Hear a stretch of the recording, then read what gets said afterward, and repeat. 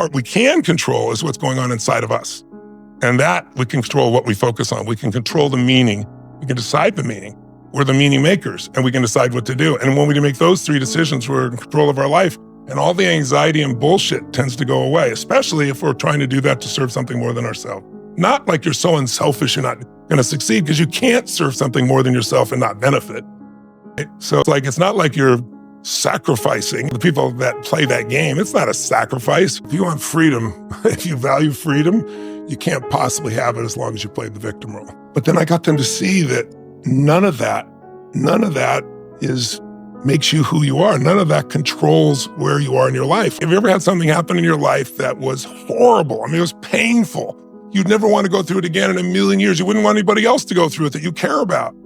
But after 5 or 10 years, you look back and you say, I never want to go through it again. But now I see the wisdom in it. It made me care so much more. It made me so much stronger. It made something in me more. Then I also have certain beliefs. We all have beliefs that pre-frame you or not. And one of the core beliefs I developed over the years was just that I think everything happens for a reason. I think there's a higher purpose. I think it's my job to find it. I think that life happens for us, not to us, but it's our job to figure it out. And a lot of times it feels like something's happening to me. So all you have left is the truth. And the truth is it had a higher purpose.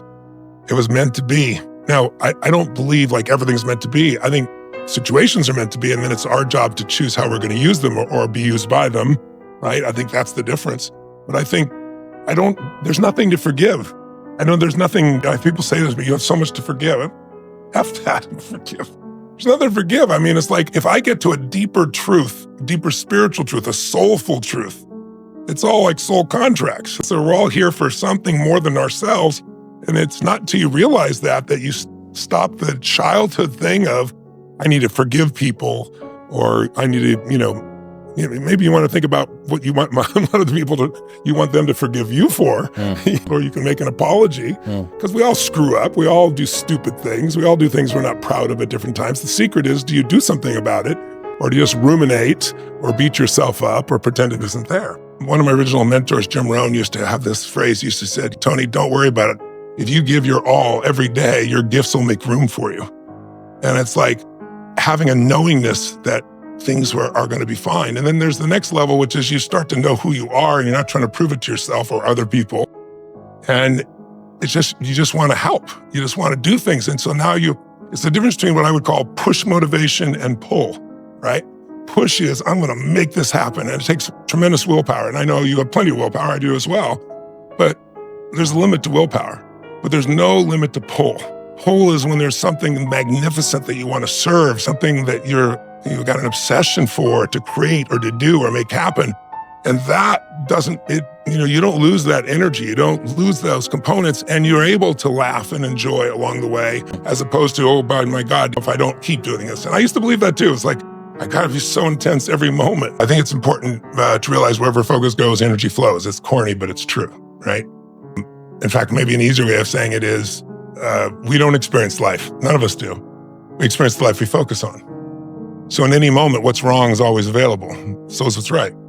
So it's not about being positive. It's about being intelligent, right? When you're in a totally negative state and the world's going to end, and there are people like believing that in the next 12 years, the entire environment's going to collapse and they won't have a child. You got to look at the impact of what you're believing. And you got to look at and say, where's my focus going?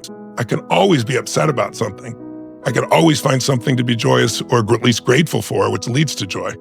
And I think it's having that, learning to discipline your disappointments, not allow them to grow and to move on and to use whatever life has given you. I don't know if self-esteem is the answer. I don't think it's bad to be hard on yourself, as long as you also celebrate when the victories happen. So many people will tell you, I have poor self-esteem because when I was a kid, people said this to me and that to me. It's convenient that we remember those things and not the positive things that also occur, obviously. But I think it's more important is to realize that self-esteem is earned. It's only earned by you with yourself. You're not going to get self-esteem because everybody praises you. Someone can tell you your whole life that you're brilliant, you're a genius, you're beautiful, you're handsome, and you not believe it. Someone can tell you you're a piece of crap and you're never going to become anything. And there's a part you can say, I'll show you, as many people have, and then they develop drive out of it, right? So it's really, self-esteem comes from doing incredibly difficult things where you push yourself. It's not virtue signaling. It's not telling people about it. It's what you know inside your soul is true. And the more you do things that are incredibly difficult, and especially things that are meaningful, meaning you're not just about yourself, the higher that esteem would be. I think the most important thing for self-esteem is to find something you care about more than yourself. As long as you're in your own head, the nature of the mind is reductionism, right? Good, bad, right, wrong, all those types of things. Of course, life is much more many different hues than that. And so when you find something you care about, whether it's your kids or whether it's something, your job, your career, whether it's a mission you have, if it's something you want to bring to the world, nonprofit, it doesn't matter what it is. If you find something you care about more than you won't be thinking about yourself all the time, and all your self-esteem shit just goes out the window. It's just, when I hear it, it's just so Pamby BS. You can have crappy self-esteem and achieve a hell of a lot. Now, the real question is, what do you want? And I think if you want an extraordinary life, which my definition of that is life on your terms. What's my idea? It might be different than yours completely. Some people, it's 3 beautiful children, a white picket fence. Some people, it's building a multi-billion-dollar business. Somebody else, it's writing poetry, right? So instead of looking for somebody else, it's like, okay, what do you really want from your life? And aligning yourself with moving forward towards what you really want. And I think if you can do that in a way that also you feel is serving others simultaneously, there's a sense of meaning in life that can't be replaced by self-esteem or praise or compliments or being nice to yourself. And I don't think it's bad to be tough on yourself. I'm pretty tough on myself, to be honest with you. But I'm much better at celebrating now. I think spiritual development, when people talk about spiritual, not religious development, spiritual development is the level of comfort you can have with just being your real self. And I think that's not an easy task, because we all are trying to be something, but we already are the something we're trying to be. That doesn't mean you can't be better, but it's like accepting and appreciating what you really are, and instead of projecting something else, takes a lot of pain out of your body, takes a lot of the energy out, and it gets a lot of fears to just disappear. And I don't have an easy path for that. I think it's the hero's journey. What is it? Your life is ordinary and everything seems fine, and then something hits you, and it's the call to adventure. So it's intelligent selfishness is the truth. You can't possibly do good and not feel good. When you want some self-esteem, do something worthwhile beyond just yourself.